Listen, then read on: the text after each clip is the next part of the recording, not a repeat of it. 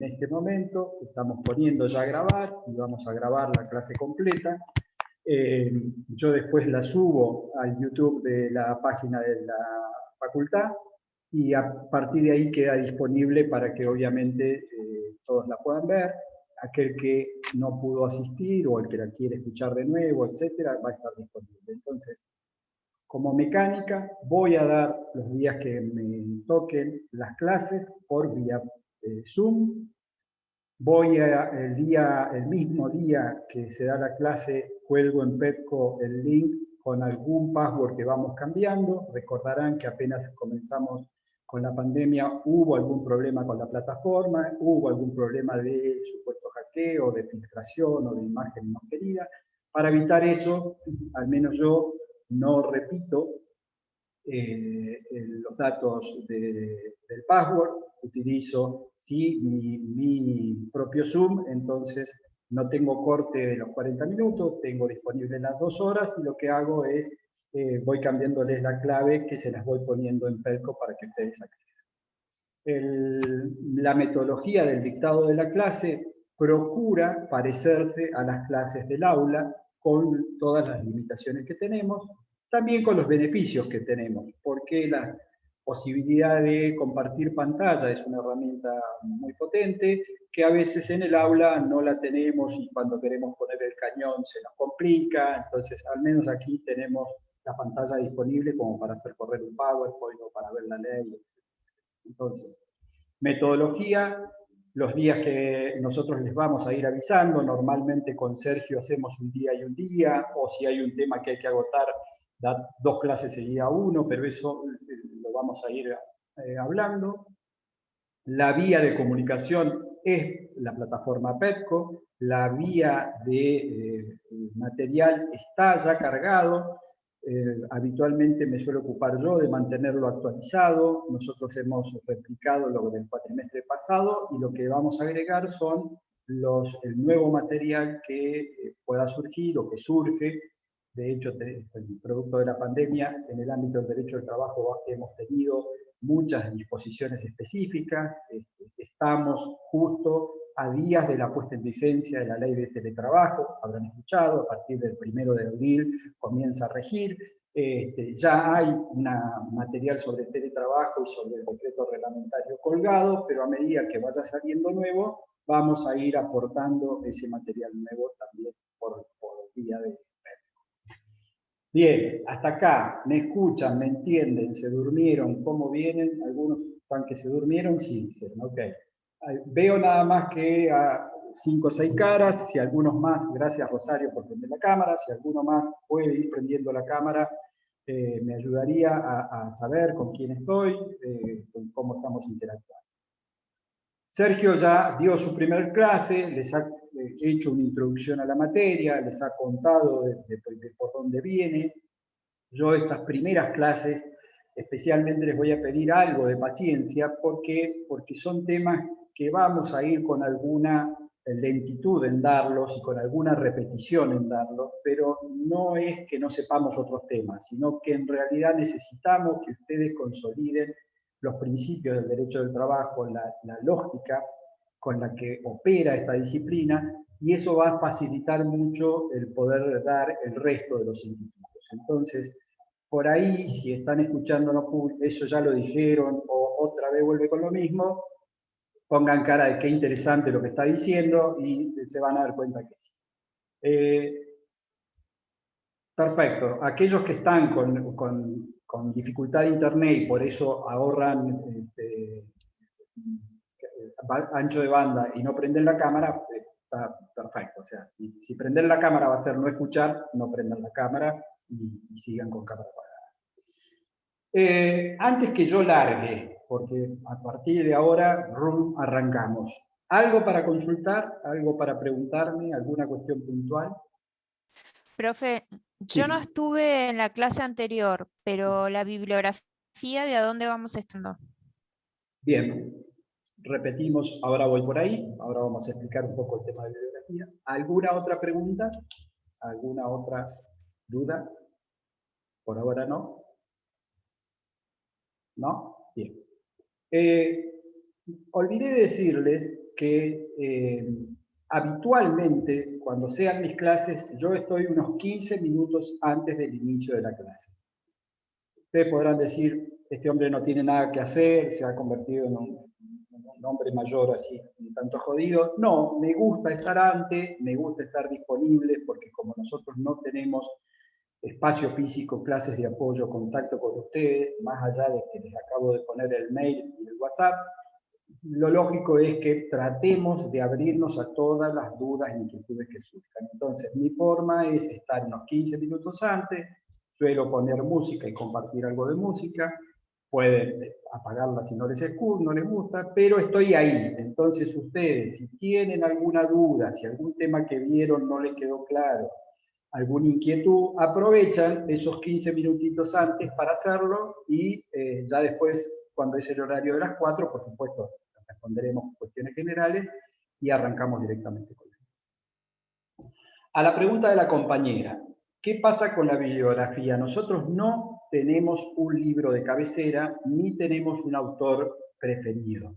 Cualquier material sobre derecho laboral que encuentre actualizado es bienvenido. ¿Y por qué insisto con esto? Porque en realidad, como es una disciplina que suele tener cierta movilidad legislativa de alguna importancia, va a pasar de que a lo mejor consiguen un manual interesante, pero que tiene 5, 6, 7 años y sirve igual, pero tienen que estar muy atentos en los temas que se hayan reformado. Nosotros con eso somos bastante de hacer hincapié en si hay algo que es más o menos contemporáneo el cambio, decírselos. Ojo con esto. El material que está colgado en PERCO, que es un material bastante amplio y vasto, es complementario. No hay en PERCO ningún libro subido por nosotros, ni manual, que desarrolle la materia. No lo hay, no porque no existan, existen, pero no podemos nosotros, como cátedra de Derecho que somos, estar difundiendo copias de libros que no son de acceso libre y gratuito. Entonces, hay algunos dando vuelta, hay manuales en PDF y hay acceso a bibliografía, búsquenla, la van a encontrar, pero no está en PERCO. O sea, nosotros no compartimos en PERCO manuales completos. Los que hay sí son muchos artículos, que la mayoría que están subidos tienen obviamente su fuente, y si son de editorial, como puede ser La Ley, Aveledo, etc., van a ver que está logueado grande de dónde es que está obtenido. Después, lo que hay en PERCO, y les sugiero que jueguen un poco, que lo miren, si quieren esta clase o la que viene lo vemos juntos, comparto PERCO y lo vemos, lo que van a ver es que, por ejemplo, hay una carpeta de legislación. Entonces está toda la legislación que normalmente usamos, puede que falte alguna, pero está la gran mayoría, y esa legislación está actualizada. Nos tomamos el trabajo de irla actualizando. Entonces, si ustedes van a la Ley Contrato de Trabajo, se van a aburrir de escuchar ese término, LCT, Ley Contrato de Trabajo, la van a encontrar completa allí y con las últimas reformas. La ley suele tener reformas de un artículo, de un agregado. Bueno, con el tema de teletrabajo se le agregó un artículo bis, ese ya está incorporado en el texto que tienen ahí publicado.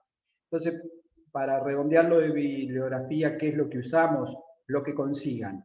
En manuales, lo que consigan. Lo que nosotros les aportamos es complemento de lo que puede ser cualquier manual. Van a encontrar autores que se han mantenido muy actualizados, como Grisolía, por ejemplo, que tiene casi todos los años saca un manual nuevo y una actualización de su manual, con lo cual es un autor al que fácilmente pueden acceder en términos de tener un texto actualizado. Después hay un manualcito de 2 tomos que hizo Ackerman con Massa, que es recomendable en términos de lo completo que está, que ya tiene 2 o 3 años, o sea, las reformas no han sido sustanciales, pero no he visto yo al menos que exista una edición nueva del 2020. Entonces, lo que puedan acceder, lo que puedan conseguir, les va a ser suficiente. ¿Alguna otra pregunta respecto de esto, del material? ¿El primer autor cuál era que nombró? Grisolía, con G, Grisolía. Gracias. Bien, vamos a compartir un poquito el programa para... Bueno, los datos, entiendo que los copiaron todos, espero que sí. Espérenme un segundo, porque estoy buscando dónde dejé el programa abierto.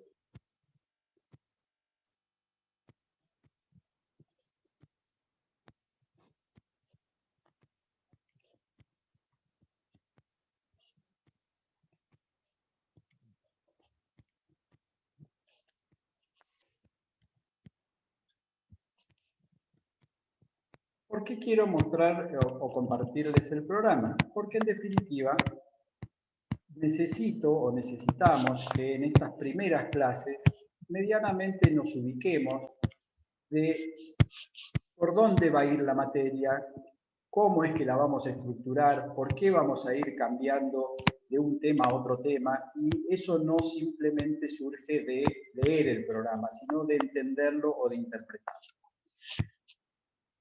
Voy a empezar por dar algo que ya seguramente Sergio les contó, pero una mirada global. ¿Cómo es que está estructurada la materia que nosotros damos, que se llama Derecho Social?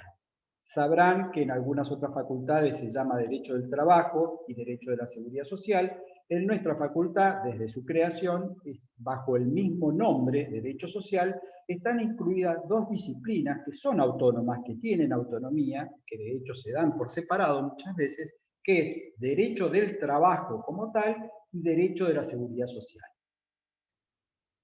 ¿Qué va a ocurrir en el cuatrimestre? Que nosotros sobre seguridad social vamos a alcanzar a ver muy poco, a desarrollar muy poco, solo en las últimas clases de cuando demos la materia.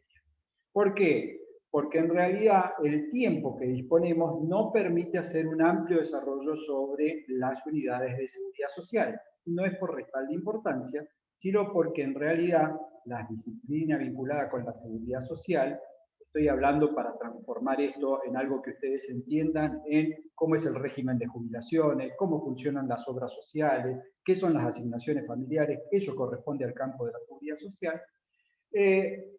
Al tener tanta preeminencia el derecho del trabajo en el resto de las unidades, nos consume gran parte de la materia y solo podemos dar la seguridad social un par de clases.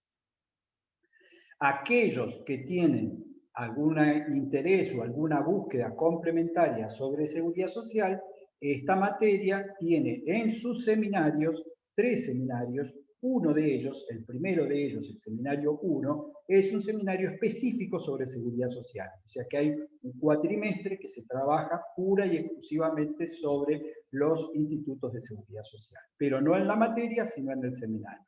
Ya que estoy, les cuento que los otros dos son uno de Derecho Procesal Laboral y el último de Derecho Sindical. Esos son los seminarios que integran la orientación dentro de la materia de Derecho Social.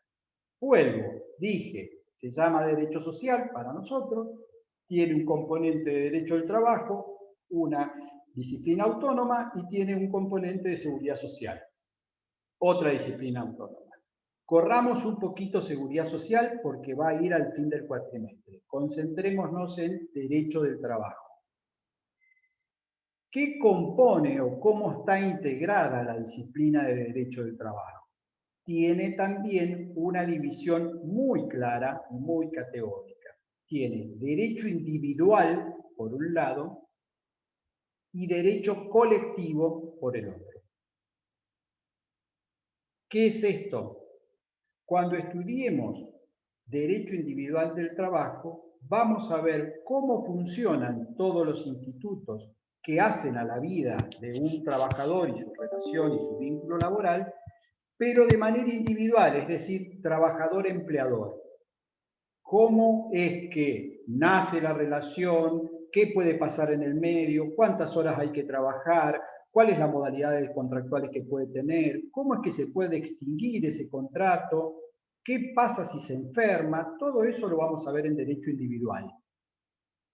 Y la otra pata, el derecho colectivo, lo que nos va a llevar es a estudiar cómo es que se da no solo la relación, sino eventualmente los conflictos entre dos sujetos distintos. Aquí ya el sujeto no es individual, no es el trabajador, sino que es un sujeto colectivo.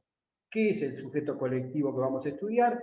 Las asociaciones sindicales, o mejor dicho, como ustedes lo deben haber escuchado, los sindicatos.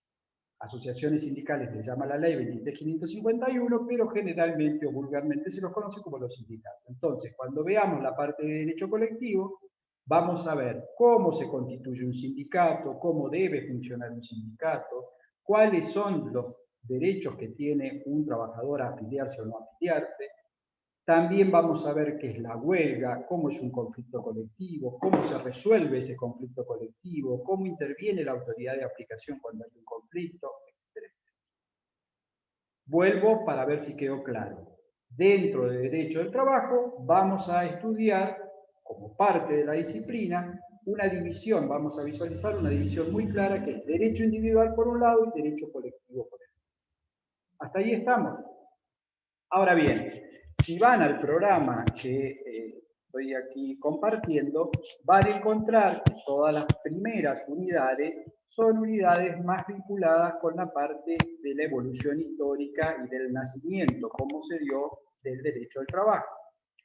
Esta unidad no es que no se dé o no se vea o no tenga trascendencia, sino que lo que realmente ocurre es que a esta altura de la carrera, ustedes habiendo hecho ya 2 años de la facultad, tienen gran parte de esta primera etapa de la evolución del derecho, de cómo nace el constitucionalismo social, Otón de Bismarck, todo eso lo tienen visto. Aquí nosotros lo damos por visto y vamos a hacer un abordaje muy superficial, digamos, del porqué y la necesidad del nacimiento del trabajo, porque ustedes también tienen claramente estudiado qué fue la Revolución Industrial, cuándo se dio, qué es la Revolución Francesa, cuándo se dio, cuáles fueron las consecuencias que trajo aparejada, etcétera, etcétera. Entonces, no nos pareció al doctor Cosentino y a mí nunca conveniente dar 1 o 2 clases sobre evolución histórica cuando después nos faltan clases para dar las cuestiones específicas de la materia. Por lo tanto, presumimos que ustedes ya esto lo saben, les recomendamos, si no lo recuerdan, hacer una mínima lectura de ese momento histórico y posicionarse en el entendimiento de que en un momento determinado de la historia fue necesario que el Estado comenzara a cumplir un rol activo y regulara esto que no tenía en principio regulación, que era cómo debía regirse un vínculo entre un trabajador y un empleador. El porqué de la necesidad del nacimiento del derecho laboral no es más ni menos que ese.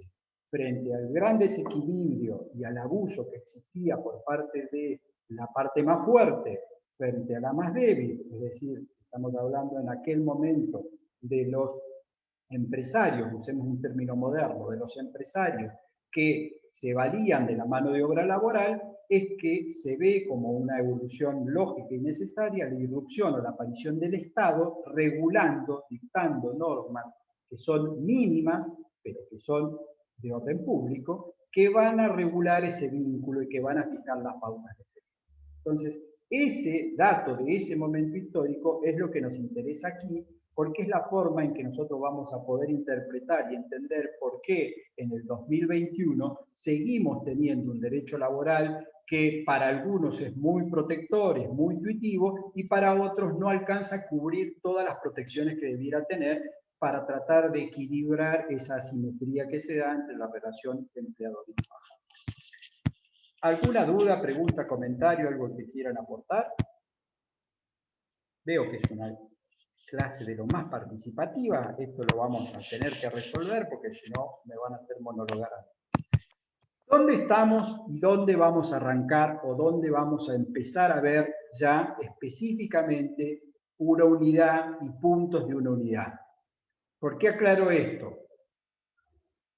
Porque cada uno de ustedes, sujetos diferentes como somos, tiene a veces necesidades distintas. Hay alumnos que necesitan que cuando uno va a comenzar a hablar, le diga en qué parte del programa está y qué punto del programa está dando. Hay otros que no le importa porque si yo escucho después me voy a ubicar. Entonces, como he tenido un poco de todo ya con los años, trato de hacer una parte y una parte. Entonces, hoy vamos a estar en esta unidad, en el derecho del trabajo, y vamos a ir específicamente, perdón, que yo me estoy tapando con ustedes mismos en la pantalla y no estoy viendo, al punto de aquí que es principios del derecho del trabajo. Todo lo que es concepto del derecho del trabajo, cómo se da evolución, contrato, etcétera, lo ha dado Sergio y lo va a seguir complementando Sergio. Yo voy a empezar específicamente a desarrollar el punto principios del derecho del trabajo. ¿Todos de acuerdo con eso? Bien. ¿Por qué es tan trascendente saber de qué van, qué significan estos principios del derecho del trabajo? Ustedes ya han escuchado que la mayoría de las materias que han hablado, como que han estudiado, como son autónomas, tienen sus principios. Porque uno de los elementos que hace a la autonomía de una disciplina es tener sus principios, sus reglas básicas. Aquí en el ámbito del derecho laboral, los principios son trascendentes porque sirven, por un lado, al legislador para cuando va a generar una nueva norma, por otro lado, al juez para cuando va a tener que resolver y aplicar en un caso concreto la interpretación ciudadana de una norma, y también a las partes en función de cómo es que podrían dirimir o no su vínculo y su conflicto, teniendo en cuenta la necesidad de estos principios. Siempre digo que cuando yo estudiaba y me hablaban de principios como de naturaleza jurídica, mi cabeza hacía un bloqueo y decía, oh, otra vez, esto va a ser un divague y vamos a estar 2 días hablando de algo que no lo voy a entender.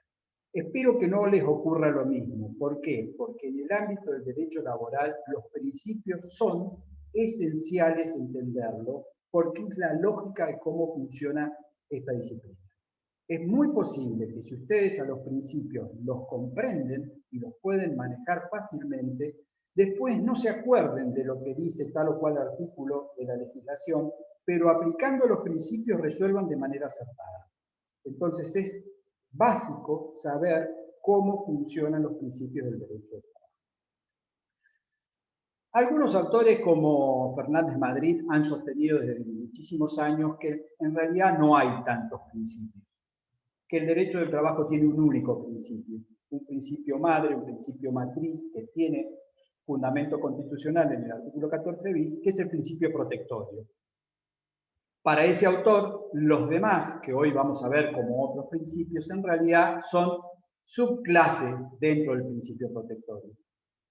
¿Por qué le pone tanto énfasis a esto? Porque para Fernández Madrid, en realidad, la esencia del derecho del trabajo surge de la protección que debe gozar el trabajador a través de las leyes, tal como lo manda el 14 bis. Entonces, las disposiciones laborales todas tienen un carácter tuitivo, todas tienen un carácter de protección, un carácter protector. Les diría que esa postura de Fernández Madrid en doctrina es casi minoritaria, porque la mayoría de los otros autores, Vázquez Vialar en su momento, ya fallecido, pero con un manual que usamos toda la vida en nuestra facultad, utilizó distintos principios, tal como están enunciados en el programa. El programa parte del concepto más de Vázquez Vialar que de Fernández Madrid y pone en un mismo rango a los diferentes principios del derecho del trabajo. Y van a ver que pone protectorio, renunciabilidad, primacía de la realidad, continuidad, justicia social, buena fe, prevención de la discriminación. Estoy simplemente leyendo lo que dice ahí el programa. Entonces, ahí vamos a ir desarrollando cada uno de estos principios.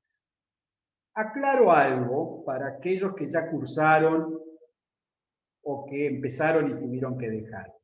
Cuando damos los principios, no solo damos el enunciado de en qué consisten o eventualmente en qué artículo están, sino que desarrollamos institutos que luego no volvemos a ver. Entonces, para que se entienda claramente, cuando veamos el principio de irrenunciabilidad y expliquemos qué alcance tiene, vamos a ver excepciones a ese principio. Y entre las excepciones vamos a ver prescripción y caducidad.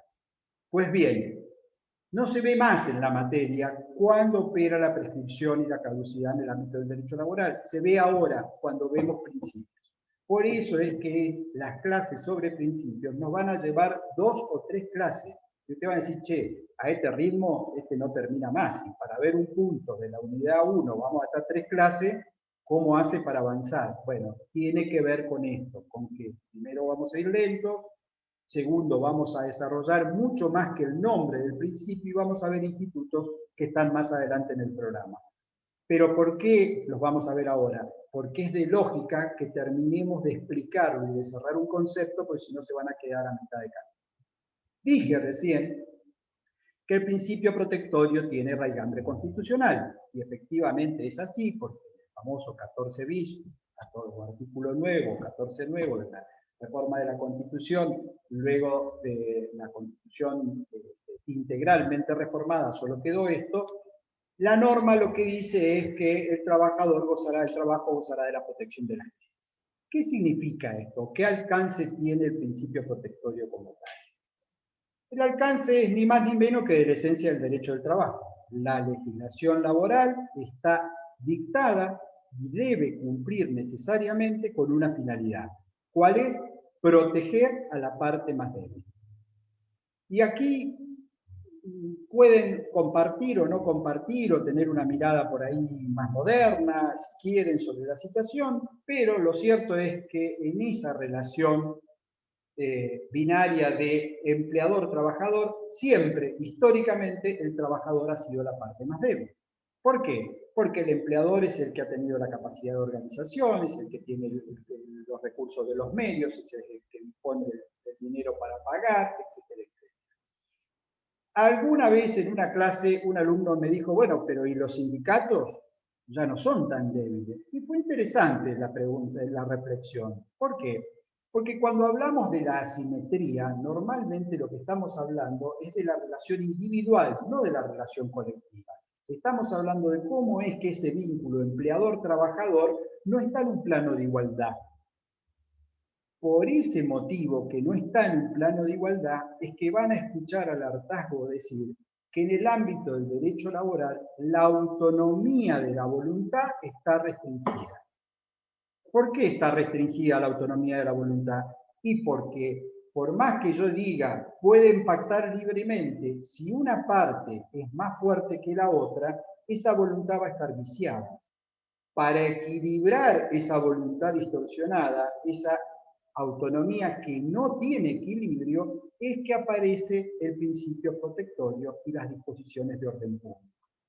¿Cuál es la finalidad del derecho del trabajo a través de las disposiciones de orden público? Es dictar normas en forma tal de que se logre de alguna manera procurar equilibrar una relación que nace desequilibrada, que nace con una parte más fuerte y con otra parte más débil. Ustedes, que ya son de esta generación mucho más moderna con los cambios legislativos, quizá esto no les suena tan extraño. ¿Por qué? Porque ya hay otras disciplinas del derecho donde claramente esto también se aplica. Cuando apareció la defensa del consumidor o el derecho del consumidor, para quienes estamos educados en los 80, era toda una novedad. ¿Por qué? Porque se entendía que en el ámbito del derecho civil y en el ámbito del derecho comercial, lo que regía era la autonomía de la voluntad. Y cada parte libremente pactaba, y si era una más fuerte y otra más débil, bueno, salvo que hubiera abuso de derecho, el viejo 1071, si no, era válido.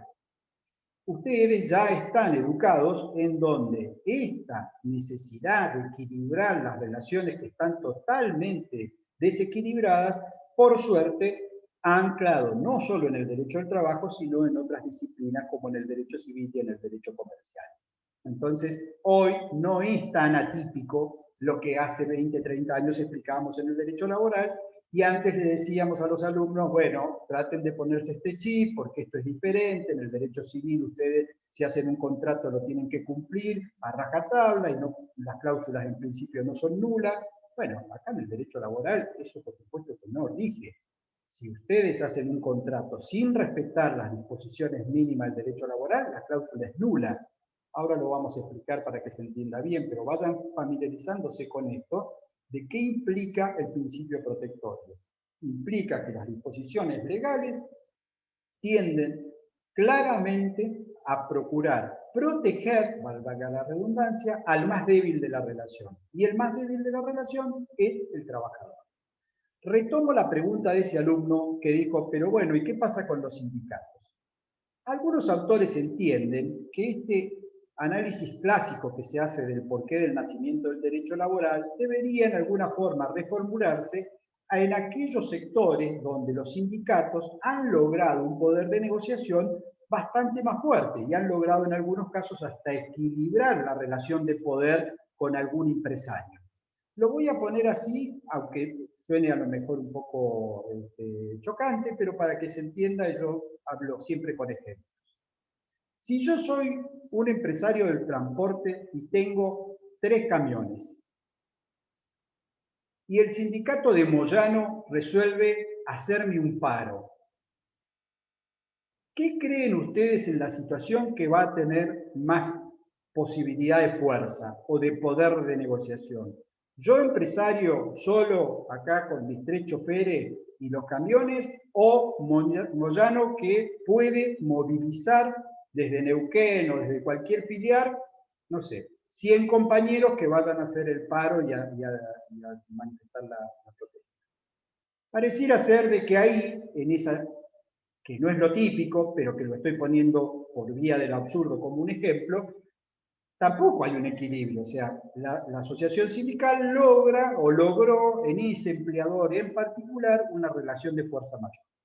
Pero ese no es el problema del derecho de trabajo, porque en realidad la negociación colectiva, como lo vamos a ver luego cuando veamos la parte de derecho colectivo, debe tender siempre a buscar el equilibrio, y la naturaleza de la negociación a través de convenios colectivos justamente lo que busca es a darle más fuerza, más poder al trabajador que si estuviera de manera aislada. Cuando nosotros estamos estudiando toda esta parte de derecho individual, estamos viendo a un trabajador solo negociando con un empleador. Y eso siempre es asimétrico. Eso, vamos, no voy a ser tan absoluto. Generalmente es asimétrico y por eso se necesita de las disposiciones de orden público para que haya un cierto equilibrio. Vuelvo sobre conceptos para tratar de fortalecerlos. Principio protectorio, uno de los principios que estamos estudiando, raigambre constitucional, el artículo 14 bis. Junto con el principio protectorio, otro concepto muy trascendente, orden público laboral. Las disposiciones en el ámbito del derecho del trabajo son de orden público. ¿Qué implica que son de orden público? Que no pueden ser derogadas por las partes, es decir, no pueden ser dejadas sin efecto, ni tampoco pueden ser renunciadas voluntariamente. El hecho de no ser renunciadas está atado con otro principio también que vamos a explicar, que es el principio de irrenunciabilidad que acabamos de mencionar. ¿Qué es el principio de irrenunciabilidad? Lo menciono y lo insinúo para que quede claro. Es que el trabajador no puede, ni aún voluntariamente, renunciar al piso mínimo, a las disposiciones de orden público que el derecho laboral tiene. Aun cuando manifieste que ha renunciado, se entiende nula su manifestación. ¿Les parece que pongamos un ejemplo? A ver si lo aclaramos. Supongamos que yo soy un trabajador de comercio y que en mi categoría de vendedor, el convenio colectivo ha fijado por paritaria una remuneración de 40.000 pesos. Como esto se está grabando, yo podría hacer rewind, pero les voy a preguntar. De lo que dije, ¿entendieron algo? Porque yo usé muchos términos ahí y nadie puso cara de che, ¿qué está hablando este tipo? Repito, soy trabajador de comercio, eso medianamente lo entendieron. Es decir, trabajo en un comercio. ¿Sí? Y dije, para mi categoría y especialidad, supongamos vendedor, ya me metí dentro del convenio colectivo de comercio y utilicé una de las categorías. Hay un convenio colectivo que tiene un número, los convenios colectivos todos tienen un número, 130/75. El número después de la barra es el año en que se dictó. Entonces, tengo un convenio colectivo para empleados de comercio que tiene un número y que es del año 75. Y a su vez dije que su salario aprobado por paritaria es de 40.000 pesos. Utilicé otro término que es ¿qué son las paritarias? Es posible que los hayan escuchado y que lo sepan, pero ¿por qué desarmé toda la frase? porque me encantaría que me frenen cuando no entiendan. Si hay cosas que no entienden o que no saben de qué se trata, automáticamente levantan la mano, prenden el micrófono y me dicen, profe, no entendí. Porque el objetivo de una clase es poder explicarles cosas. Y yo presumo que ustedes no las saben, porque si no, no estarían escuchándome, estarían haciendo algo mucho más interesante que escucharme. Bueno, el ejemplo, que es un ejemplo, es si un empleado tiene un salario acordado por la paritaria salarial del convenio colectivo, 40.000 pesos. Y yo cuando ingresa le digo, mire, usted va a cobrar 30.000 pesos durante el primer año, porque yo quiero ver, a ver más o menos cómo anda, amigo, y después le voy a pagar lo que dice el convenio colectivo. Y el trabajador dice, está bien, bien, bien. Sí, bueno, listo, no hay problema, págueme los 30.000 y yo voy a trabajar por 30.000. Pregunto, ¿qué pasa con eso? ¿Es válido, no es válido? ¿Qué efecto tiene? Los escucho. Ahora. Yo creo que, buenas tardes, profesor. Yo creo que en principio no sería válido, porque si dice que no puede renunciar a sus derechos, ¿por qué aceptaría eso? Bien, no sería válido. Entonces, ¿qué hacemos? ¿El contrato es nulo? No necesito, no se sienta perseguida, Carolina, que le estoy preguntando a todos ustedes. Estoy preguntando a todos. No. ¿El contrato sería nulo? ¿Qué hacemos? Es nula la cláusula. Claro. Bien, y si es nula la cláusula, Ramiro, ¿qué hacemos? Y no, tenemos que reclamar el piso mínimo por el cual ha sido establecido la paritaria. Muy bien, Ramiro ya se puso la campera de sindicalista y viene con nosotros y dice, vamos a reclamarle al compañero, y me parece bien que le paguen el piso mínimo. Es eso. Cuando decimos que las normas son de orden público y son irrenunciables, lo que estamos explicando es que por más que el trabajador haya manifestado que renuncia, o por más que firme que renuncia, no es oponible esa renuncia, porque si no, no tendría sentido la condición de orden público. Se imaginan que habría más de una presión para que renuncie a esos derechos que ha consagrado la ley. Por eso es tan importante saber ¿en qué consiste el alcance de normas de orden público laboral? El alcance es que todo eso que se ha dispuesto van a ser los mínimos, los pisos que son inderogables e irrenunciables. Por sobre eso sí puedo convenir, pero por debajo de eso no. En el ejemplo que dimos, ¿puedo pactar cobrar en vez de 40.000, como dice el convenio colectivo, 60.000? Sí, por supuesto. Y 80, y 100, y 200, y no hay problema, porque lo que fija el convenio salarial o la paritaria salarial es un mínimo. Es 40. Arriba de eso no tengo ningún problema y arriba de eso acuerdo lo que sea. Si yo estoy comprometiéndome por debajo del mínimo y asumiendo un compromiso por debajo del mínimo, eso es nulo. Y una respuesta que dieron recién los compañeros, la completó Ramiro, es no solo es nulo, sino que debe ser suplantado por la norma mínima del piso inderogable. ¿Se entiende eso? Profe, o sea, sí. Perdón, una pregunta. A un amigo, mi mejor amigo, empezó a trabajar en una fábrica, es ingeniero.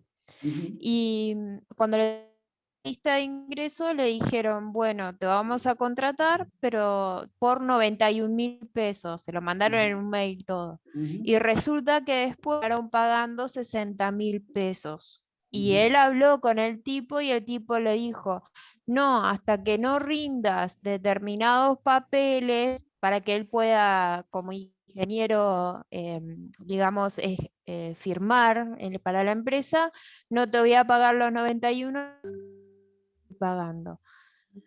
¿Cómo ahí hay una... Yo me imagino que en vez de me tener tengo un que ir a tipo, fijar las tenemos un leyes señor que específicas? es un encargado o algo por el estilo. O sea, ya un tipo no tenemos. ¿no? Sí, es un gerente o el encargado de la empresa. Bien. Vamos a poner en contexto la pregunta para más o menos sacar de ahí cosas que nos sirvan. Y aprovecho para hacer una aclaración.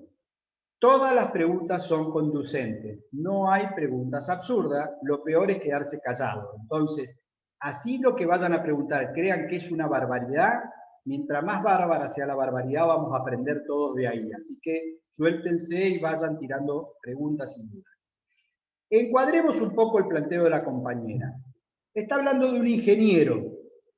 En principio está hablando de un profesional que muy posiblemente sea un trabajador lo que se denomina fuera de convenio, es decir, por fuera del convenio colectivo. Habría que ver la actividad, porque hay actividades que tienen también convenio colectivo para jerárquicos, pero no lo sabemos. Ahora, de lo poco que tampoco le vamos a hacer un cuestionamiento a ella, vamos a tomar el ejemplo nada más. De lo poco que escuchamos es, che, le prometieron una plata, le pagaron otra.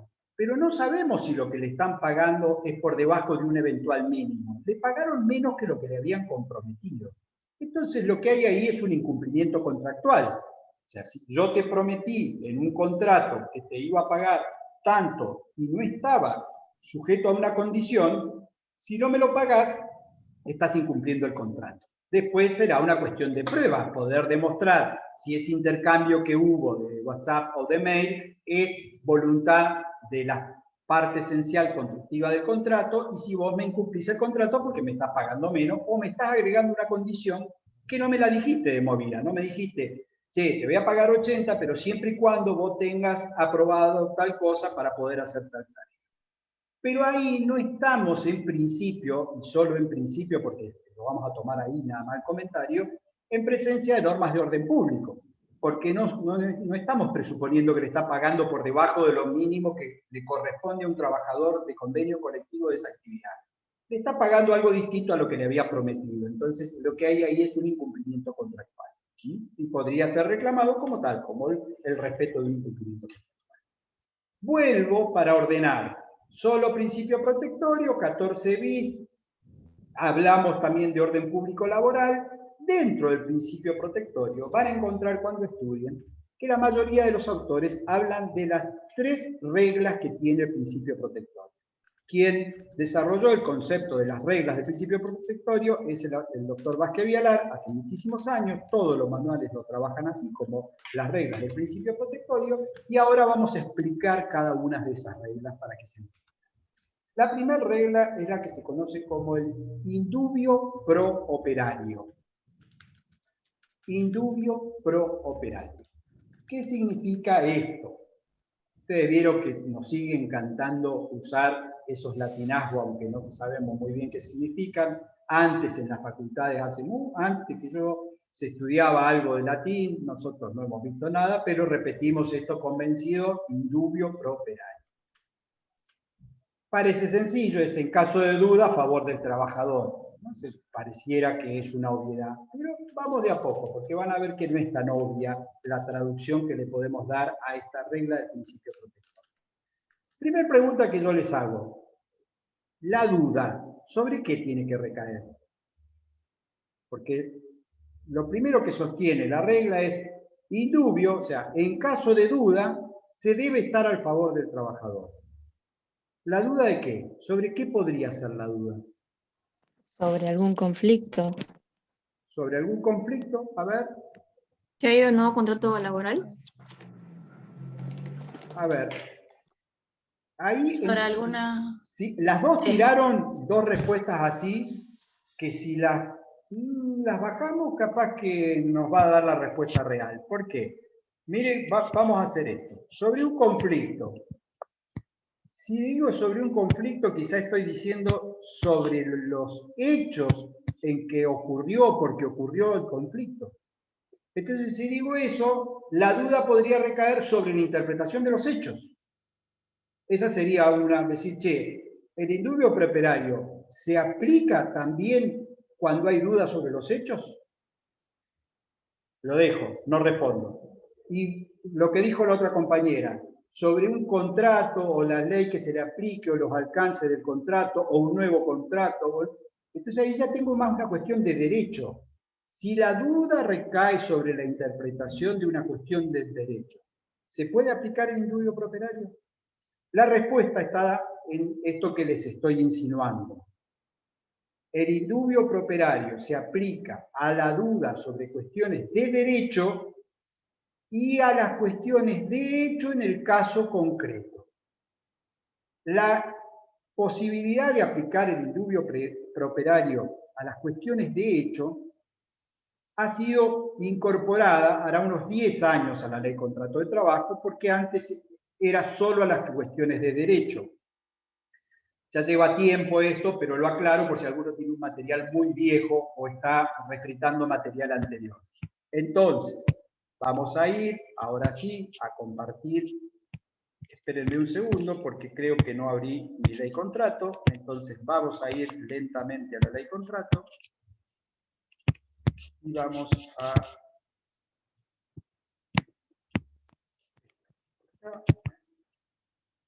Profe, usted ya me conoce, pero Sí, yo saco la cámara por el tema de la señal, ¿sí? Dele, no hay ningún problema. Yo ya sé que si habla usted, es usted, que me está mirando atentamente, que no se distrae. Estoy abriendo mi ley contrato y estoy buscando para compartirle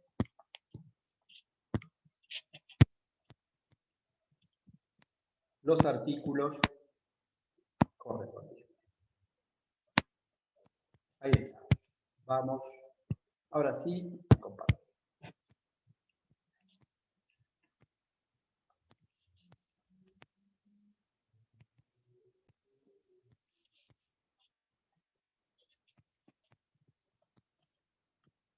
¿Por qué vamos a compartir la ley? La idea mía es que a medida que puedan, todos tengan una ley a mano, pero ahora como te contamos con la posibilidad de hacerlo con pantalla compartida, muchas veces lo que vamos a hacer es vamos a compartirlas entre nosotros para verla y para ir viendo cómo esto que estamos hablando, comentando, está reflejado en la misma ley. Entonces, esperen que me muevo, me cuesta un poco operar con ustedes ahí y con la pantalla.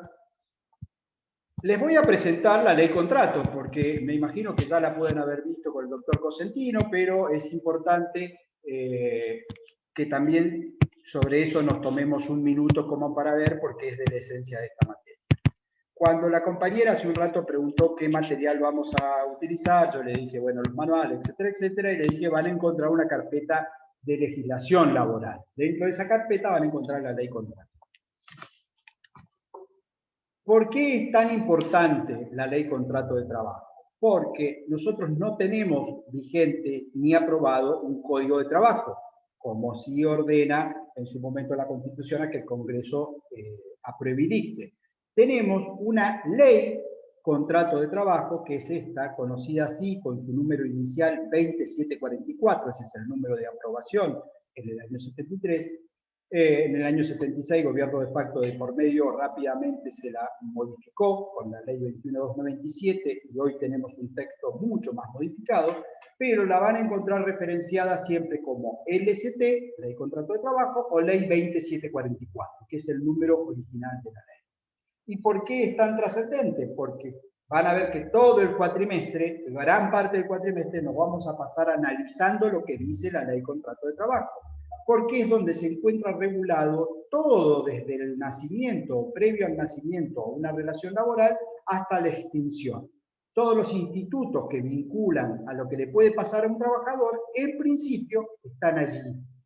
Ahora, entonces, ¿por qué hay otras leyes? Bueno, porque está casi todo, no todo. Por ejemplo, si un trabajador se accidenta, tiene un accidente de trabajo, las resoluciones que van a alcanzar a ese accidente no están en la ley contrato de trabajo, sino que están en lo que se denomina ley de riesgo de trabajo 24557, que es otra ley. La jornada laboral, por ejemplo, si bien el 197 de la ley de contrato refiere a qué se entiende por jornada laboral, remite a una ley especial de jornada, que es la ley 11.544, como verán, una ley muy vieja del año 29, por lo cual hay que ir a analizar la ley de jornada. Entonces, es troncal, es medular, pero no es única. No está todo regulado ahí, no es un código de trabajo, y por eso es que en la carpeta de legislación laboral van a encontrar que hay varias leyes. Pero, muy importante que ya sepamos de qué hablamos cuando hablamos de la ley de contrato de trabajo.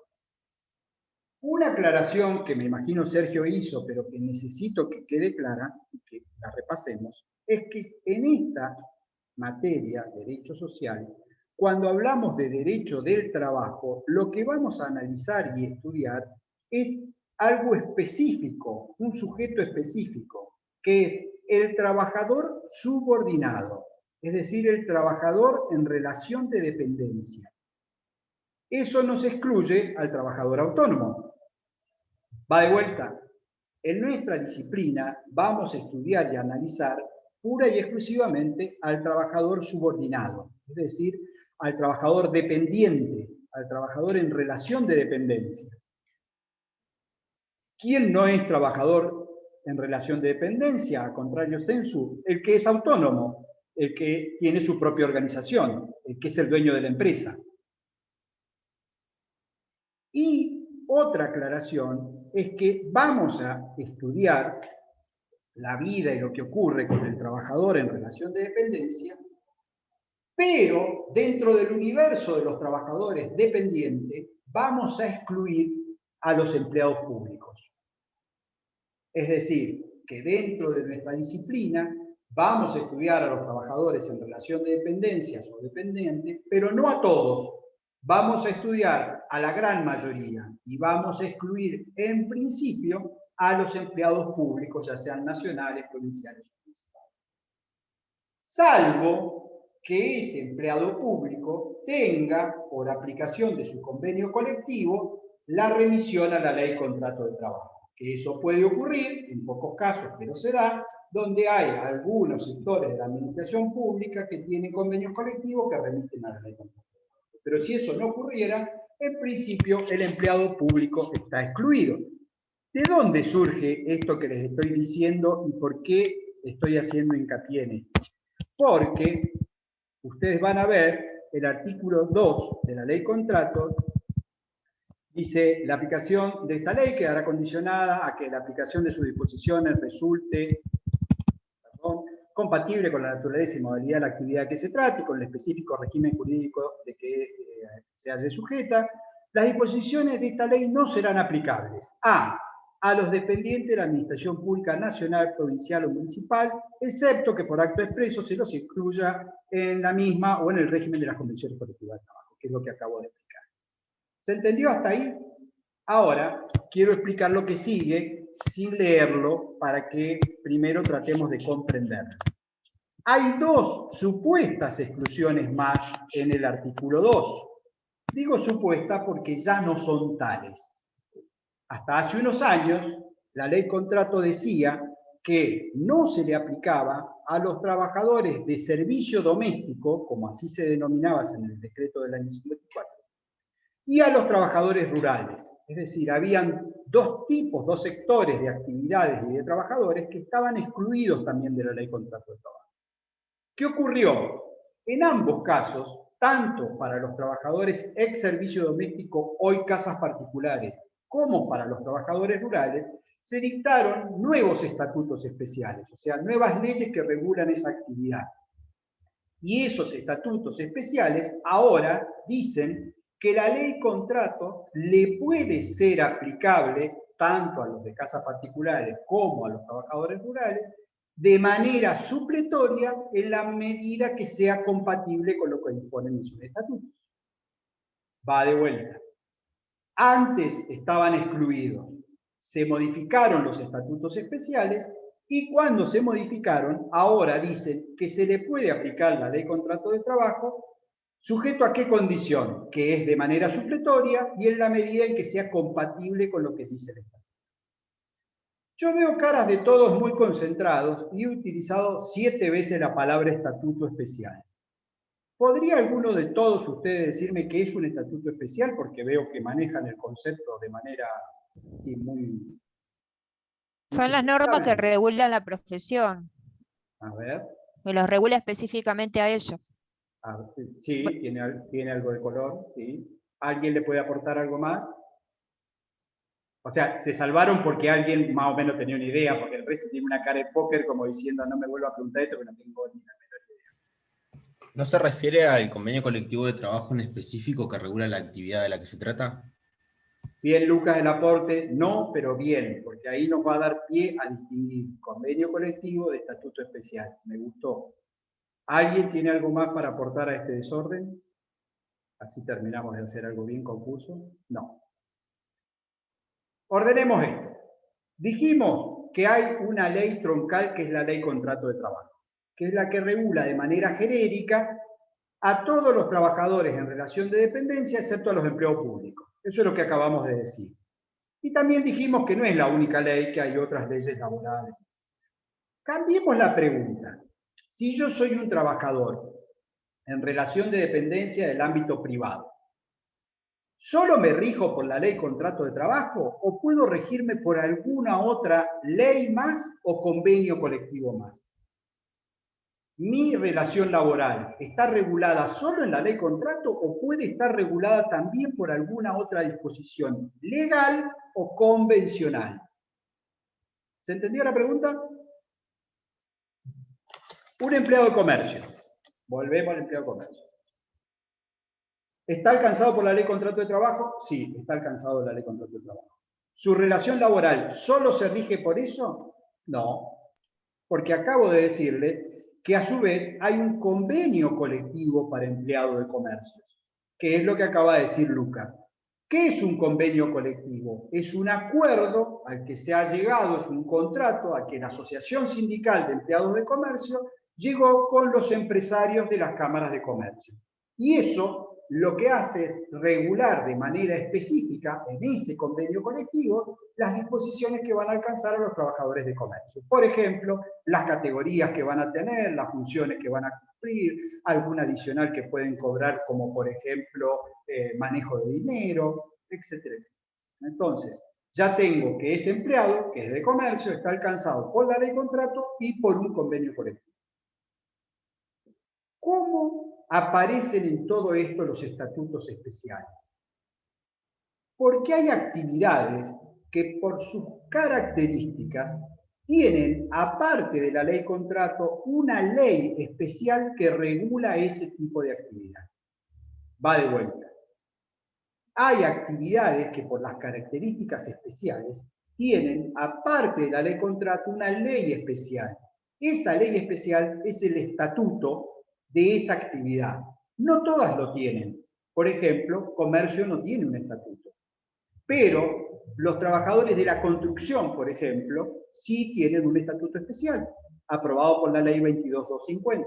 Los trabajadores rurales sí tienen un estatuto especial, por la 22.687. O sea, hay actividades como el periodismo, sí tiene un estatuto especial, como casas particulares, sí tienen un estatuto especial, viajantes de comercio, sí tienen un estatuto especial.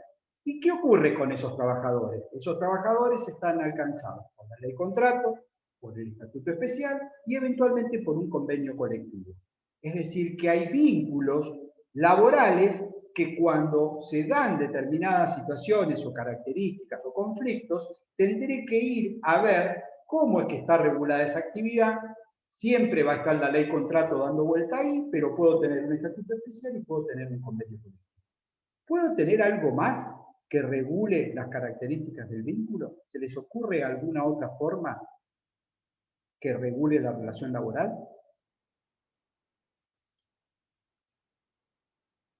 Están poco ocurrentes hoy, o sea, para la próxima del lunes, a ver si... ¿Puede ser algún decreto nacional? ¿Cómo, Hugo? ¿Algún decreto nacional puede ser? Está bien, puede ser legislación nacional, sí, de Contrato. alcance general. Bien, ¿quién lo dijo? Yo. Que se identifique yo porque está muy bien. Yo, la que Contrato habla... individual. Contrato individual. ¿Por qué? Porque si bien vamos a ver que el contrato de trabajo no es formal, que no requiere ser hecho por escrito, puede perfectamente existir un contrato individual.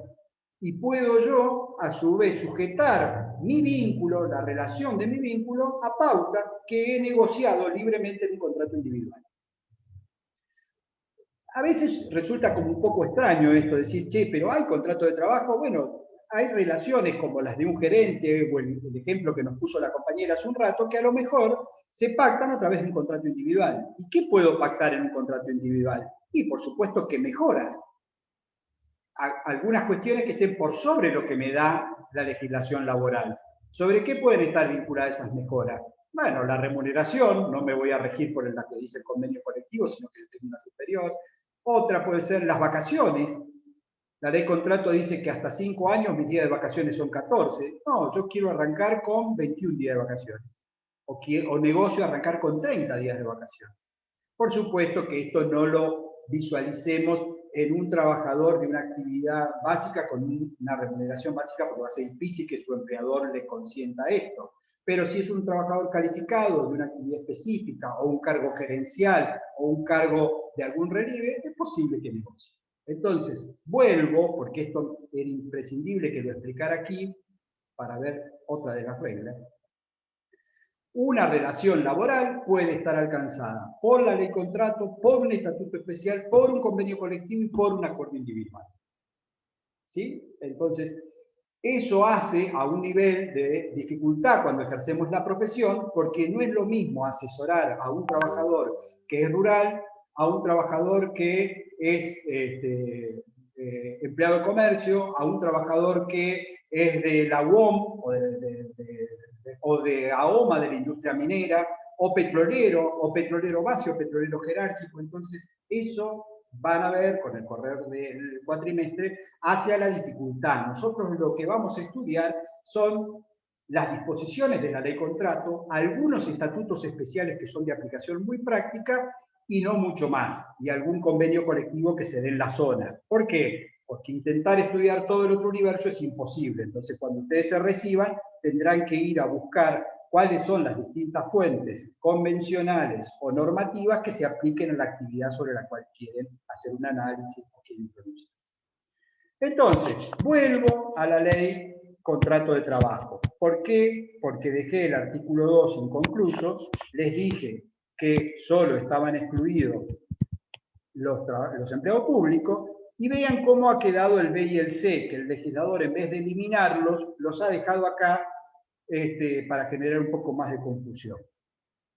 Porque dice, no se le aplica, dice arriba el artículo. ¿Se acuerdan cómo comienza diciendo? Discúlpenme, dice, acá volvemos, la disposición de esta ley no serán aplicables, y ahora lean el B. Al personal de casas particulares, sin perjuicio que las disposiciones de la presente ley le serán de aplicación en todo lo que resulte compatible y no oponga la naturaleza y modalidades propias del régimen específico o cuando así se disponga expresamente. El Estatuto de Casas Particulares está aprobado por la Ley 26844. Como verán, el inciso ha quedado absurdo, porque dice no le serán aplicables, pero rápidamente dice sin perjuicio que las disposiciones le serán aplicables en cuanto sea compatible. Bueno, lo mismo hicieron con el otro inciso de la 26727 para los trabajadores agrarios. Conclusión, la ley contrato solo ha excluido a los trabajadores de la administración pública, al resto se les aplica, después veremos el sistema de lo que se denomina compatibilidad de manera supletoria, cuando el instituto del que se trate no esté regulado de manera específica en ese estatuto especial. Bien, ¿por qué entré por acá y voy lentamente y me metí en esto? No me he perdido, recuerdo que estamos hablando de las reglas del principio protectorio, y estamos hablando del indubio pro operario, y estamos hablando sobre qué, la duda sobre qué puede recaer. ¿Se acuerdan o se habían perdido a todo esto? Espero que se acuerden, porque ahora vamos a contestar esa pregunta. La pregunta era, ¿solo sobre cuestiones de derecho o solo sobre cuestiones de hecho? Es sobre ambas. La duda puede recaer sobre la interpretación y alcance de una cuestión de derecho, es decir, de una norma, o sobre las cuestiones de hecho al caso concreto. En un segundo.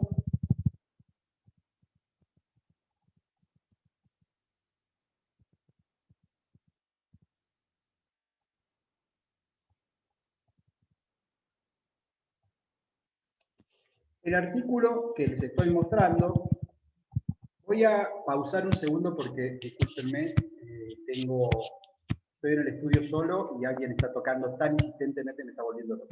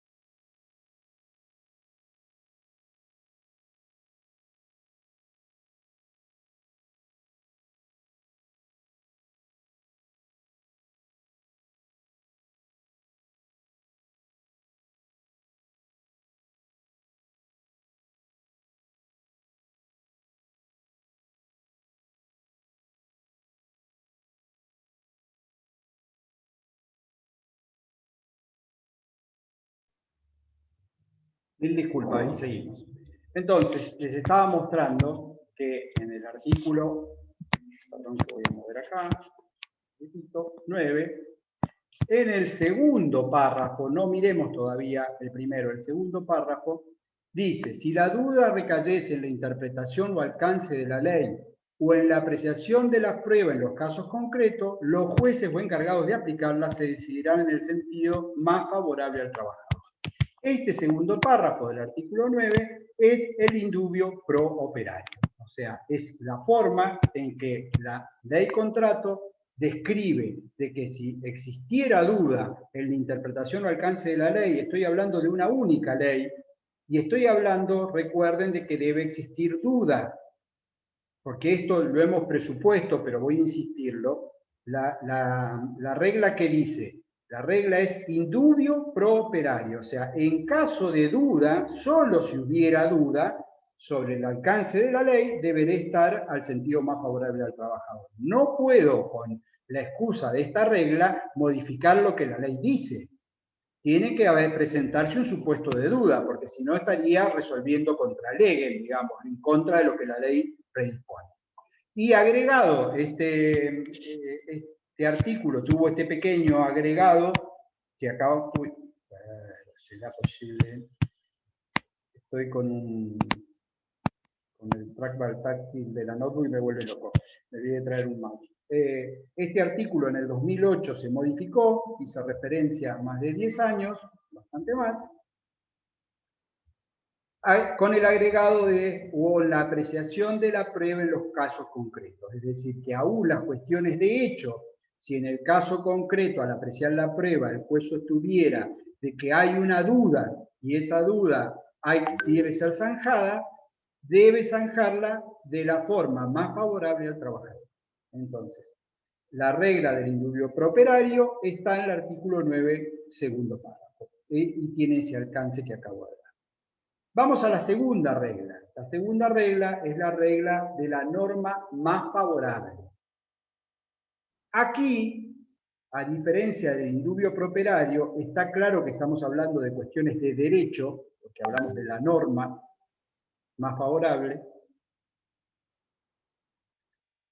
Y para que exista esta situación de duda, tiene que haber más de una, porque si no estaríamos en el indubio pro operario. Entonces aquí lo que puede ocurrir, o que debería ocurrir, es que la situación está alcanzada por más de una disposición legal o convencional, y el juez, va a tener que resolver aplicar la más favorable al trabajador. ¿Me siguieron hasta ahí?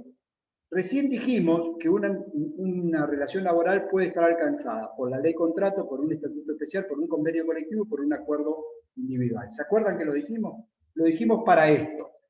¿Qué pasa si una disposición del convenio colectivo genera alguna duda respecto del estatuto especial? ¿Cuál debo aplicar? La más favorable al trabajador. Eso está claro, porque la regla es así, de la norma más favorable. Pero la pregunta es, ¿y cómo hago para saber cuál es la más favorable? ¿Qué método o qué sistema utilizo para saber cuál es la más favorable? En términos abstractos, olvídense de la ley contrato por un momento, hay tres sistemas para poder destrabar esta situación. Uno es el sistema de desguace, que es armar la que más me conviene sacando las partes que más me gustan de cada disposición legal. Es decir, puedo aplicar un pedacito de la ley contrato, un pedacito del convenio colectivo, un pedacito del estatuto especial y otro del contrato individual. Y con eso, todos los pedacitos más favorables, armo yo, juez, una nueva regulación para este trabajador.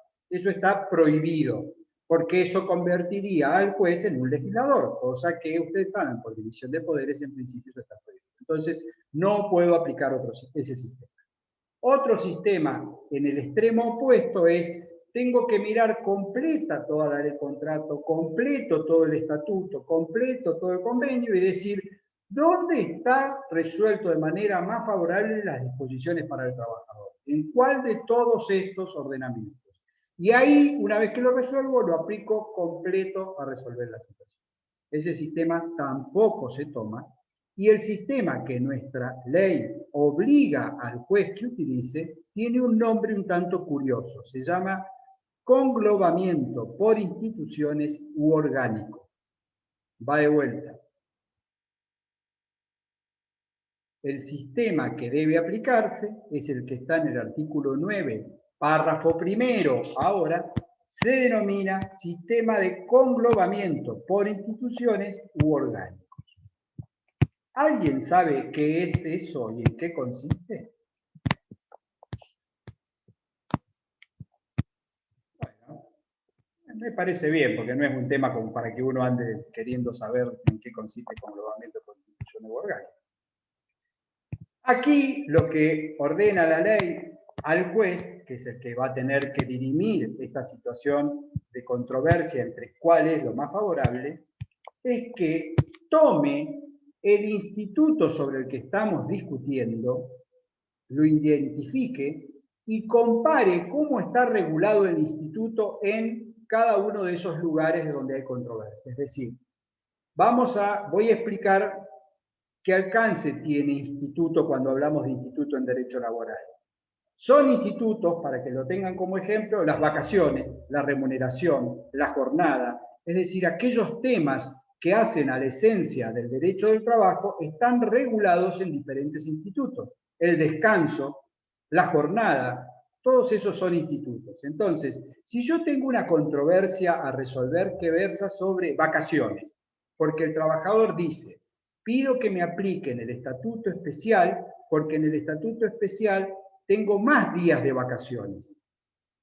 Y en realidad el juez tiene duda, porque si bien tiene más días de vacaciones, el valor de las vacaciones en esos días es menor al del convenio colectivo, donde el convenio colectivo fija un valor mayor para los días de vacaciones. ¿Me siguen o no me siguen? Tengo 3 en pantalla con cara de que se duerme. Cuarto. Profe, ¿puede repetir, por favor? Sí, Lucía, repito. No me Estoy quedó claro. por vía de un ejemplo tratando de aclarar cómo se aplica el sistema de conglobamiento por instituciones orgánicas. ¿Qué son los institutos? Acabo de dar ejemplo. Vacaciones, jornada, remuneración, descanso. Esos son los institutos que hacen a la esencia del derecho laboral y a la vida de un trabajador. Entonces vamos a suponer que hay un juicio donde un trabajador dice, che, juez, hay un tipo que es el juez, como decía la compañera, hay un tipo que es el juez y le dice, escúchame, yo quiero que me paguen los días, que me den los días de vacaciones que dice el estatuto especial, porque el estatuto especial me da más días de vacaciones y no me los están respetando. Y el juez dice, ah, sí, tiene razón. Pero viene el empleador y el empleador dice, no, no se los doy porque yo estoy aplicando vacaciones del convenio colectivo, porque el convenio colectivo al día de vacación lo paga más y eso lo favorece al trabajador porque cobra más el valor del día de vacación, más allá de que tenga un día menos. ¿Cómo se resuelve este entuerto? ¿Qué es lo que el juez tiene que hacer? Tiene que tomar el instituto sobre el que versa la discusión, que en este caso es vacaciones, y compararlos. Compararlo integralmente y decir, a ver, ¿dónde es que está regulado de manera más favorable al trabajador el instituto de vacaciones? ¿En el convenio colectivo o en el estatuto especial? Una vez que toma esa decisión y dice, ah, no, es más favorable integralmente el instituto de vacaciones en el convenio colectivo, ahí aplica al caso concreto las disposiciones del convenio. Eso es lo que se denomina conglobamiento por instituciones u orgánico. Es decir, que para poder aplicar la norma más favorable, la regla de la norma más favorable, voy a determinar cuál es la más favorable, tomando el instituto y comparando el instituto con aquel instituto igual, idéntico, de la otra normativa que se aplicaba. Ahí el juez fija posición y resuelve en el caso concreto. Eso se llama regla de la norma más favorable. Me queda la última regla, que es la de la... Perdón, ¿alguien preguntó algo? Profesor, una consulta sobre este instituto de conglobamiento. Sí. Cuando recae sobre distintos convenios colectivos de trabajo, ¿aplica el instituto también cuando la tarea que hace el operario puede ser regulada por 2 convenios colectivos de trabajo? No. Ahí estás en un conflicto de encuadramiento sindical que es totalmente distinto. Le voy a contestar a Lucas algo que me imagino que él lo maneja o que debe tener alguna visión porque es una pregunta muy específica. si yo tengo situaciones que pueden, relaciones laborales y actividades que pueden estar alcanzadas por más de un convenio colectivo, lo que tengo es un tema de encuadramiento convencional o encuadramiento sindical. Son diferentes y son muy específicos del derecho colectivo, es decir, ¿a dónde debe estar encuadrado este trabajador? Ahí no se resuelve en base a esta norma de la que estoy hablando, porque ahí no sería qué disposición legal se aplica, sino qué convenio colectivo se aplica y tiene una forma de dirimirse por la vía sindical primero, por la vía administrativa y en algunos casos por la vía judicial. Así que no sería el supuesto. ¿Alguna otra duda o pregunta? ¿No? No, o sea, me gustaría entender cómo se resuelve, pero para más adelante. Pero es que no te lo, si querés, nos quedamos después y te lo cuento. Pero no podría desarrollar eso ahora a los chicos porque les voy a generar un caos en lo que venimos viendo. Última regla del indubio, dijimos, primer regla, indubio propietario, norma más favorable, la última, la condición más beneficiosa. El supuesto de condición más beneficiosa en realidad está vinculado con una situación de hecho que el trabajador viene teniendo, en algunos casos se lo asimila, pero está mal compararlo con una especie de derecho adquirido, sino que es una condición que él ya ha logrado y que tiene, y que como es más beneficiosa, no se le puede sacar o no se lo puede perjudicar. Esta regla, vamos a poner algún ejemplo para que sea práctico, siempre recurro a ejemplos reales. En mi estudio, las secretarias trabajan de lunes a viernes 8 horas. Eso da un total de 40 horas semanales. Están regidas por el Convenio Colectivo de Comercio, que se rige por la ley de jornada, y la jornada legal semanal es de 48 horas. Tiro estos datos como para que sepamos de qué estamos hablando. La pregunta es, si mi secretaria que viene, en algún caso hace 12 años trabajando 40 horas semanales, yo un día voy y le digo, mirá, a partir de la semana que viene, vamos a hacer de lunes a viernes 9 horas y 3 horitas el sábado, vamos a trabajar 48, que es lo que dice la ley de jornada, vos tranqui, o sea, no hay ningún problema, pero vamos a empezar a hacer 48. ¿Cómo lo ven a eso ustedes, más allá de la puteada que me pueda pegar mi secretaria? ¿Lo ven factible? ¿Entendieron el ejemplo? Es que yo creo que si las 48 horas están establecidas en la ley, entiendo que sí, pero a cambio de algo, quizás de una... Sí, más trabajo le estoy dando, quizás. que el trabajo es digno, entonces le digo, sí, veniste el sábado a la mañana, tiene unas ganas de venir los sábados la secretaria. Supongamos que... Profe, perdón, puede ser, por ejemplo, cuando un empleado pasa a planta permanente, digamos, esa condición o ese beneficio, o no sé cómo se llama, no se le podría quitar, digamos, no se lo podría sacar de esa planta permanente. Creo entenderte por dónde vas y a ver si te entendí. El concepto de planta permanente no es un concepto del derecho laboral privado, es un concepto del derecho laboral público. Pasan a planta permanente aquellos empleados públicos que suelen tener un periodo bastante cuestionable, van a ver después un fallo Madorral muy interesante en ese sentido, donde tienen una inestabilidad laboral como si fuera una especie de periodo de prueba. En el ámbito del derecho laboral privado no hay esa condición de cambio de paso de planta. Entonces, esto que vos estás poniendo está más dentro del ámbito del derecho público. ¿Y cómo? La ley contrato no se le aplica a los empleados públicos, en principio no iría por ahí la cosa. Lo que voy a tomar lo que dijo la compañera en el sentido de dice, che, bueno, pero la vas a hacer trabajar más horas ahora, pagáselas. Supongamos que yo digo, bueno, mirá, como vos venías trabajando 40 y ahora vas a trabajar 48, yo esas horas te las pago. La pregunta es, ¿puedo obligarla a que trabaje 1 hora más por día y 3 horas el sábado? Más allá de que la jornada legal sea de 48. No.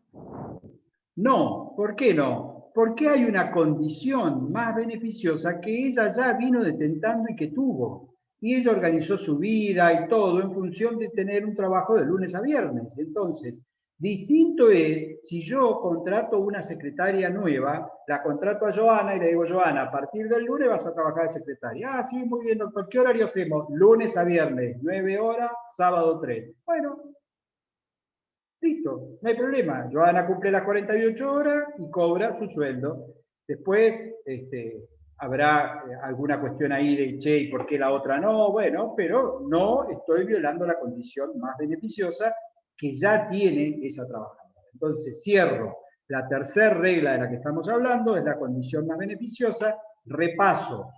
Hemos visto principio protectorio, 14 bis, de donde se desprende, alcance del principio protectorio, orden público laboral, alcances del orden público laboral, las 3 reglas del principio protectorio, indubio properario, norma más favorable y condición más beneficiosa. Eso es lo que hemos alcanzado a ver hasta este momento. Sigo. ¿Alguna duda, perdón, respecto de esto antes de continuar? ¿No? Bien. Voy a pasar, sin seguir el orden que está en el programa, después vamos a ver todos los principios, no desempere, por su trascendencia, a ver el principio de irrenunciabilidad, del cual algo comentamos hace un ratito. El principio de irrenunciabilidad, básicamente, lo que sostiene y pretende es que en virtud del alcance de disposición de orden público, esos derechos que el trabajador tiene, todos los derechos que le da la legislación laboral, son irrenunciables. Es decir, no puede haber una renuncia de los derechos consagrados por la legislación laboral. Pero vamos a ver que tal como está redactada la norma, no es solo respecto de la legislación laboral stricto sensu, sino que también el artículo 12 incluye entre el alcance de la irrenunciabilidad, dice, será nula y sin valor toda convención de parte que suprima o reduzca los derechos previstos en esta ley, nos estamos refiriendo a la ley de contrato de trabajo, los estatutos profesionales o estatutos especiales, que ya hemos explicado que son ley especial para esa actividad, las convenciones colectivas, que ya hemos explicado lo que son en principio de manera muy genérica las convenciones colectivas, o los contratos individuales de trabajo, ya sea al tiempo de celebración o de su ejecución o en el ejercicio de derechos provenientes de su justicia. Este artículo, que también se modificó allá inicia en el 2009, se le agregó lo de los contratos individuales. Y voy a explicar por qué y qué trascendencia tiene eso. Repito, ¿qué es irrenunciable? Todos los derechos que surjan de la legislación general, del estatuto especial y del convenio colectivo. Hasta acá, eso es lo que siempre dijo la ley de contrato de trabajo. Pero había una doctrina que entendía que si lo que se negociaba era algo que estuviera por sobre el orden público, eso era disponible para el trabajador. Es decir, era válido acordar sobre eso y no implicaba violar el principio de irrenunciabilidad. Lo voy a traducir en un ejemplo a ver si clarificamos. Volvamos a salarios, que es una parte bastante gráfica. Yo soy un trabajador que convengo con mi empleador un salario de 100.000 pesos. El convenio colectivo dice que para mi actividad y categoría el salario es de 50, pero yo convine 100.000. ¿Es válido? Por supuesto. ¿Está por sobre el mínimo? Es perfectamente válido.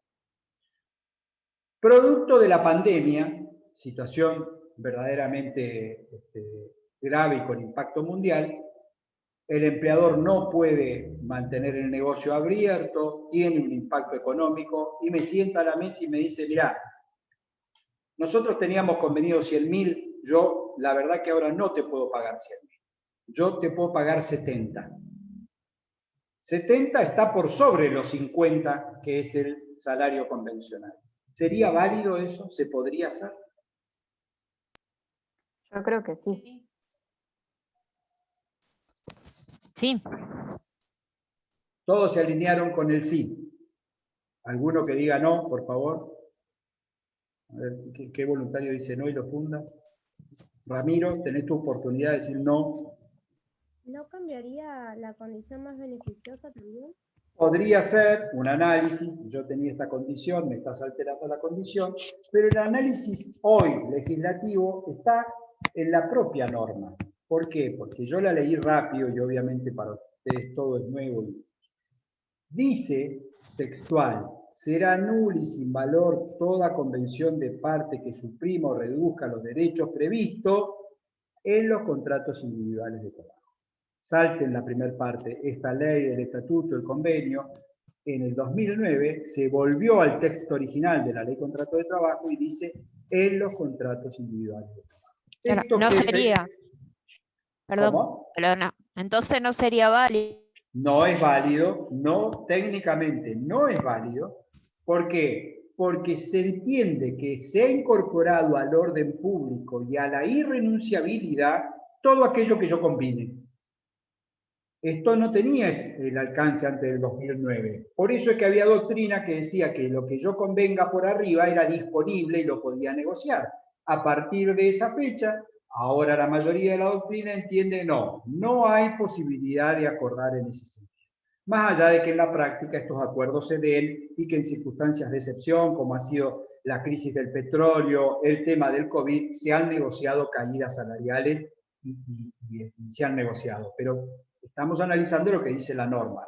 La norma, en el principio de irrenunciabilidad del artículo 12, cuando incorpora los contratos individuales, le da alcance y tutela a ese contrato individual de una disposición de orden público, con lo cual no la puedo renunciar. Entonces, algo que yo pacté libremente en un momento, ya se incorporó de alguna manera a mi derecho, a mi patrimonio, por eso es que alguien hablaba del principio de la regla de la condición más beneficiosa, no podría válidamente ser renunciada. Entonces, es trascendente analizar los alcances del principio de irrenunciabilidad porque obviamente es el tándem perfecto con el alcance de una disposición de orden público. Porque si la disposición fuera de orden público, pero pudiera ser renunciada, obviamente en más de una condición el empleador forzaría para que haya una renuncia por parte del trabajador. Entonces, no habría tal preeminencia de la protección a través del orden público. El sistema funciona en la medida de que el propio instituto del orden público tiene encaballado la irrenunciabilidad como una condición. Es decir, por más que yo lo diga, no es válida esa renuncia. Por más que yo diga que acordé tal cosa, no es válido lo acordado y me rijo por las disposiciones de la ley. Para hacer primer clase venimos bien, 1 horita y media. Vamos a dar, para que ustedes se programen, 10 minutos más, nada más, porque voy a introducir de qué vienen estas excepciones al principio de irrenunciabilidad y las vamos a desarrollar en la clase que viene. Primero plantear el tema. Si bien el principio es la irrenunciabilidad, y lo acabamos de ver en el artículo 12, por distintas razones hay excepciones a ese principio. Es decir, están en juego o en pugna otro tipo de intereses o de derechos que hacen que ceda el principio de irrenunciabilidad. ¿Cuáles son esas excepciones? La primera es bastante obvia, es la renuncia al empleo. ¿Por qué? Porque obviamente como la relación laboral es voluntaria, y no estamos hablando de trabajo forzoso ni esclavitud, el trabajador puede renunciar a su empleo cuando así lo disponga. Después vamos a ver si esto está sujeto a forma, o sea, vamos a analizar en qué consiste la renuncia al empleo. Pero ahora, al menos quedemos como que es una excepción al principio de renunciabilidad. O sea, no puedo renunciar a los derechos, pero sí puedo renunciar al empleo, lo que Otra excepción al principio de renunciabilidad es el supuesto de la prescripción y el supuesto de la caducidad. ¿Por qué? Porque ustedes a esta altura, como ya han aprobado obligaciones y seguramente también contratos, saben que en el ordenamiento el legislador suele dar preeminencia a un instituto denominado seguridad jurídica. ¿Qué es la seguridad jurídica? Que una situación no quede abierta in eternum, sine die, sin resolver y que pueda venir alguien a plantearla allá luego de transcurrido 20 o 30 años. Entonces, el instituto de la prescripción también rige en el ámbito del derecho laboral.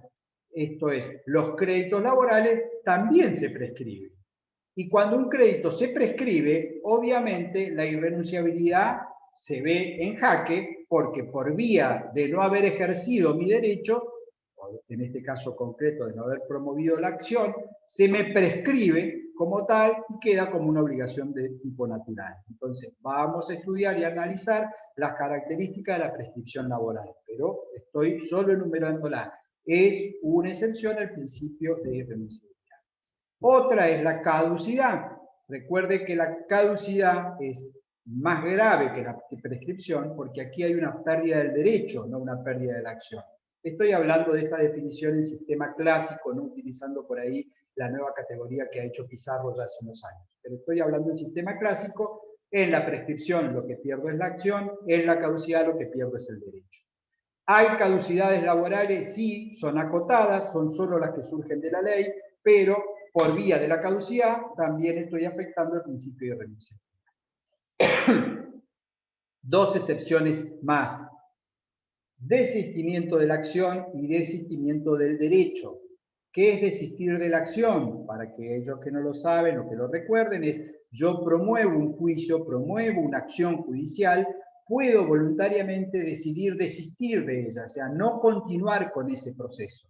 Bueno, ¿existe desistimiento de la acción en derecho laboral? Sí, pero sujeto a determinadas condiciones. Eso lo vamos a ver. Y el desistimiento del derecho no existe en el derecho laboral porque desistir de un derecho es renunciar a un derecho. Y como el principio es la irrenunciabilidad, no es válido desistir de un derecho en el ámbito del derecho laboral. La última que me queda así genérica para dar de excepción es la conciliación o transacción. Saben ustedes, les debe sonar, que es conciliar o transar, en el ámbito del derecho laboral se usan como sinónimo, más allá de que no sean técnicamente lo mismo, que es cuando las partes acuerdan concederse recíprocamente frente a una situación de conflicto para llegar a la extinción del conflicto. Pues bien, ¿existe posibilidad de conciliar o transar los créditos laborales? Sí, sujeto también a una serie de condiciones que son las que vamos a estudiar. Entonces, recapitulo y doy nada más que títulos. Lo que hice fue dejar planteado las excepciones al principio de renunciabilidad, no desarrollé ninguna. Para la próxima clase vamos a entrar por aquí. Vamos a recordar un poquito lo que vimos en la clase de hoy, vamos a ver irrenunciabilidad con sus excepciones. Renuncia al empleo, en el orden siguiente dimos, ¿alguien que me ayude? No fue conciliación, no fue prescripción, caducidad, desistimiento de la acción, desistimiento del derecho y conciliación. Ese fue el orden que no altera en nada que dimos para incitar. Profe, Bien. una pregunta. ¿Escuchó? Independientemente de que lo explique la clase que viene, quiero preguntar, ¿la mediación y el arbitraje entran en lo que llamamos conciliación? Sí. En principio, la mediación, el arbitraje como tal, en nuestro sistema laboral no está previsto nada más que de manera voluntaria para los conflictos colectivos. Pero la mediación sí está prevista, sí está vigente ya con carácter obligatorio en la provincia de Río Negro y a través de la mediación, una de las formas en que se puede culminar la mediación es con una conciliación o transacción. Entonces, es el medio para llegar a la conciliación. Okay, gracias. Bien. ¿Dudas, preguntas, comentarios, insultos, abstenerse, algo más que tengan para la clase de hoy, que por ser primera de 1:37, 1:40, nos ha rendido? Yo, cuando termino, descargo, subo a la página, coméntenle a los compañeros que esta va a ser la metodología, que el que quiera participar de las clases lo puede hacer de esta forma, en la medida de los que más puedan con cámara, si el internet se nos cae, va sin cámara, no hay problema, y 10-15 minutos antes de la próxima clase yo voy a estar conectado por si surgen dudas, por si consiguen material. Empiecen ya a ver el material de la PEDCO, no dejen para el final o para el parcial ver todo junto, abran las carpetas y pónganse a hurgar, van a encontrar algunos PowerPoint, hagan correr los PowerPoint, yo a veces los uso, a veces no, pero sobre orden público la próxima clase si quieren ponemos uno muy cortito que hay ya preparado. Así que vayan familiarizándose con las herramientas. Y último, vayan soltándose. Las clases tienen que ser interactivas para que nos sirvan a ustedes y a mí. Si ustedes están muteados y a su vez apagados de cámara, yo no sé si estoy hablando al aire o si sirve o no sirve. Entonces, en la medida que podamos, pregunten, sáquense dudas. ¿Se ha cerrado la sesión? ¿Me están escuchando, perdón? Sí, profesor, lo estamos escuchando. Estoy por matar a alguien y este debe ser uno de mis hijos que dice, se ha cerrado la sesión porque le inició en otro lado. No. Mis hijos me roban la cuenta de Zoom, por supuesto, y a veces me preguntan, esta vez parece que no. Próxima clase, Sergio me dijo que él daba el lunes. Si hubiera algún cambio en PEDCO lo publicamos. Yo doy el miércoles. Y posiblemente el viernes. Y vamos haciendo así vamos avanzando un poco con principios. ¿Algún comentario, duda? ¿Algo para agregar? ¿No? Buen fin de semana. Nos vemos la semana que viene. Chau, chau. Buen fin de... Profesor. Chao, profe. Gracias, profe.